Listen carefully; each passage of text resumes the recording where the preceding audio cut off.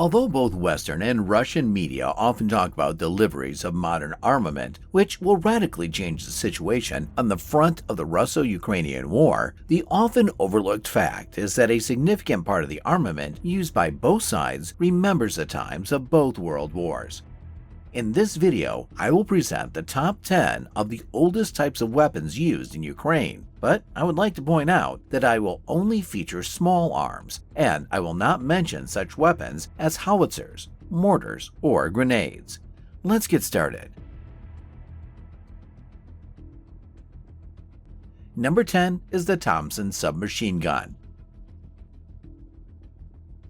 Originally, the Thompson submachine gun was created to break the stalemate of World War I trench warfare.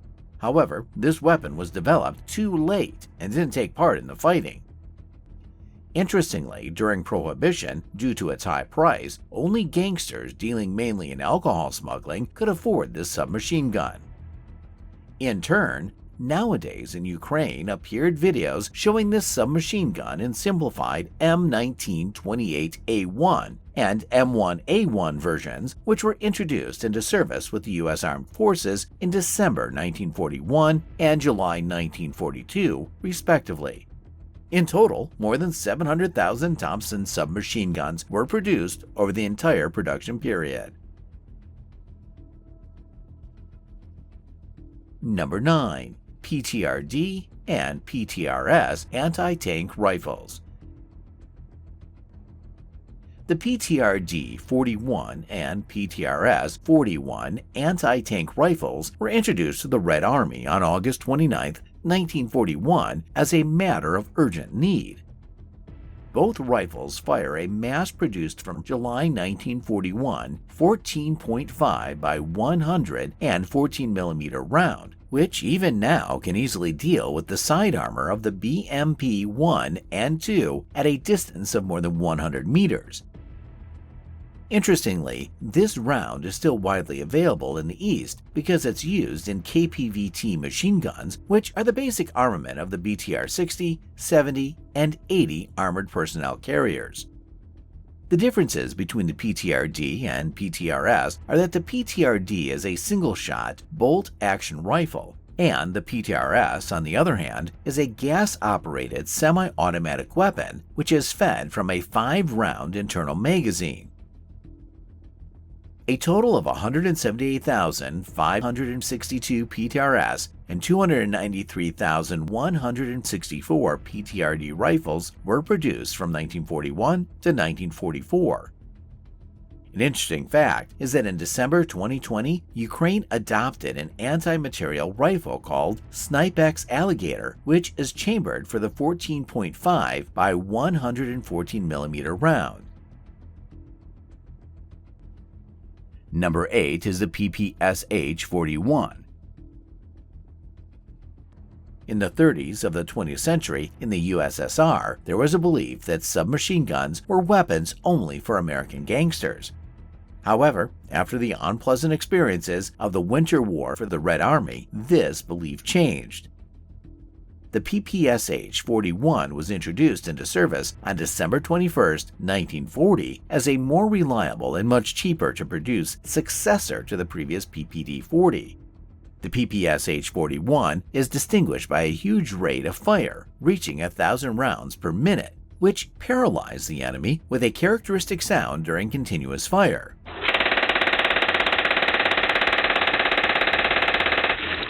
The second standout feature of the PPSh is its 71-round drum magazine, which is copied from the Finnish Suomi. The only difference is the ammunition used. However, due to the fact that the USSR could not master the production of drum magazines to such an extent that they were 100% interchangeable between each submachine gun, and the fact that it was expensive to produce, in February 1942, 35-round box magazines were introduced into service. Interestingly, from 1943, the PPSh-41 was produced in parallel with an even simpler and cheaper evolution of this submachine gun, namely the PPS-43, which is also present in Ukraine. In total, about 6 million PPSh-41s were made in the USSR, Poland, China, Hungary, Iran, Yugoslavia, and North Korea. Number 7 is the SVT-40.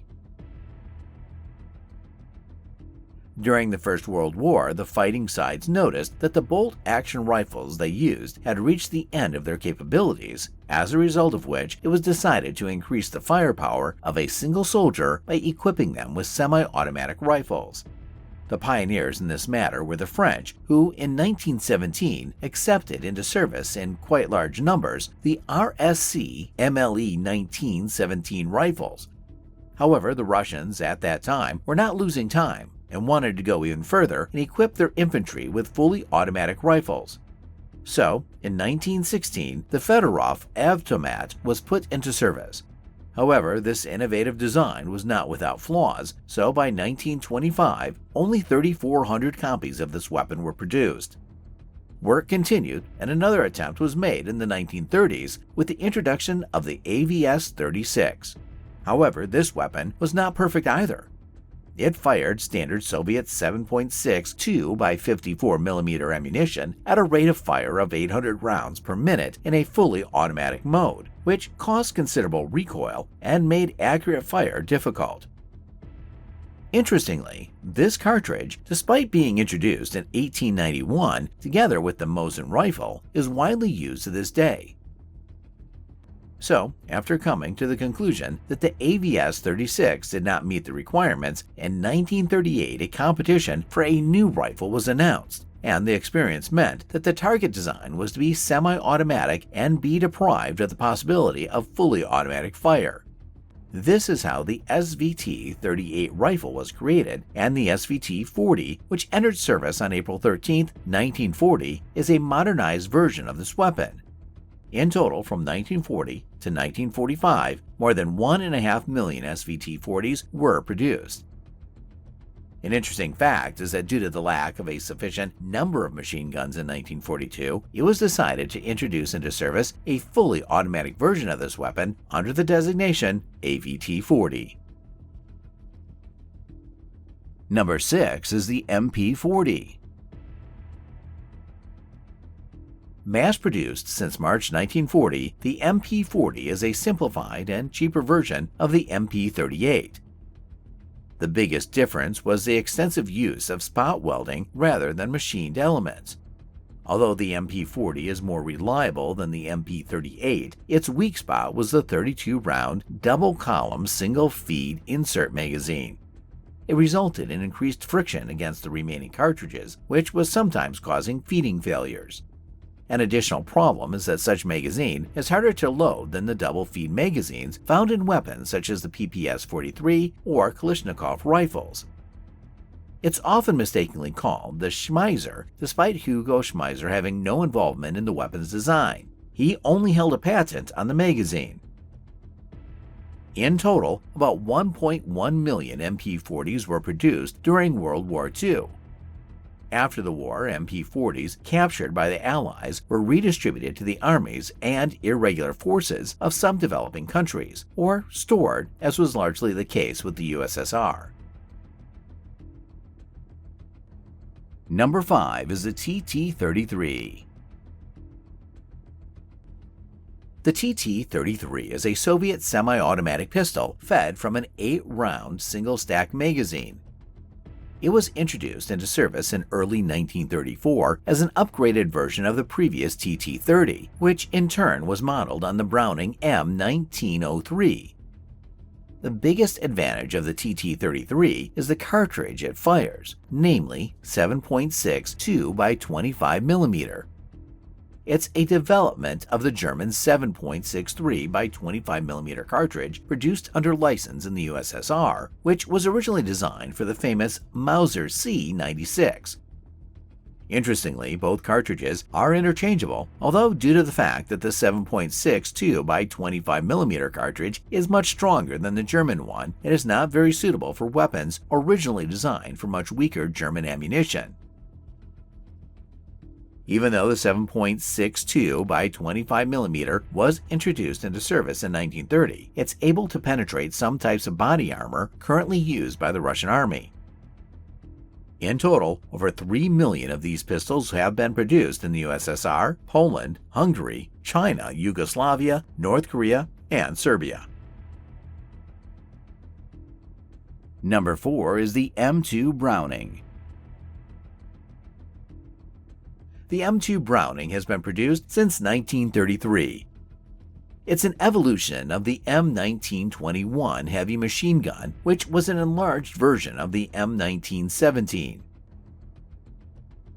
Weighing 38 kilograms in the version for land forces, the M2 operates on the short recoil principle and is chambered for 12.7 by 19.9 mm ammunition, which is currently the standard heavy machine gun cartridge of NATO armies. From the 1930s to the present day, M2 machine guns have been the standard armament of many vehicles, from tanks to M113 armored personnel carriers and Humvees. A significant number of M2 machine guns were given to Ukraine, among others, by Belgium, Luxembourg, Italy, and the United States. Interestingly, the Ukrainians also use a machine gun that is the Soviet equivalent of the M2, namely the DSHK, better known as the Dushka, which was adopted by the Red Army in February 1939. Number 3 is the Mosin Nagant model 1891/30. The Mosin Nagant rifle was introduced in the Russian Army in 1891, and it was the first bolt-action rifle in the history of Russia firing smokeless powder ammunition. In turn, the Mosin Nagant model 1891/30 was introduced into service on April 28, 1930. It is a modernization of the Dragoon version of this rifle, which was 64 mm shorter and 400 grams lighter than the original. In addition, it had new sights and a modernized trigger mechanism. However, the most interesting version of this rifle is the produced from 1932 sniper variant, which is equipped with a scope. Firstly, it was the PE scope, and from 1942, Mosins began to be equipped with the PU scope. Interestingly, there is also a shortened version of this rifle present in Ukraine, namely the M44. Additionally, in Ukraine, Mosin rifles are also modernized by being equipped with Picatinny rails that allow the installation of modern optics. In total, from 1930 to 1945, over 12,600,000 Mosin Nagant model 1891/30 rifles were rebuilt and produced, of which 7 million during the Great Patriotic War. This means that during this period, the USSR produced an average of over 4,500 rifles per day.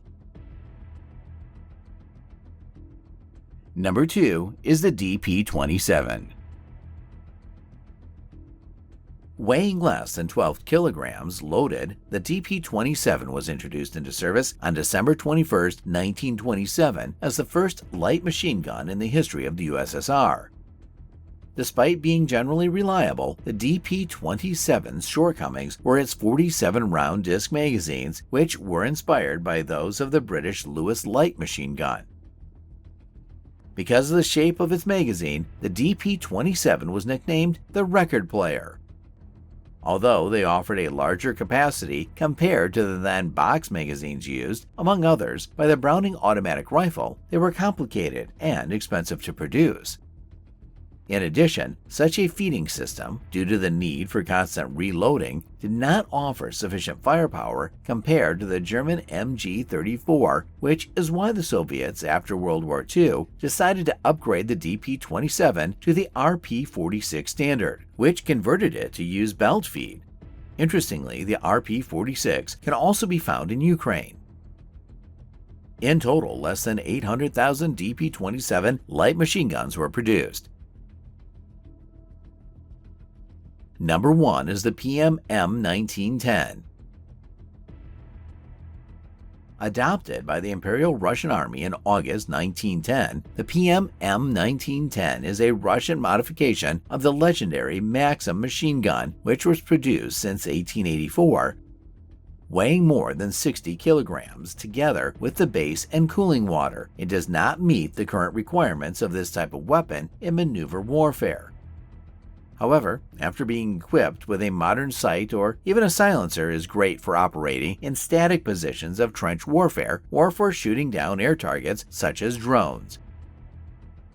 For this reason, and due to the fact that as of February 2022, together with its modified version, namely the PM-M1910/30, there were about 35,000 such machine guns in the stockpiles of the Ukrainian army. They are widely used against the Russians. Don't forget to subscribe, like, comment, and share. Also, visit our second channel with military power comparisons. See you next time.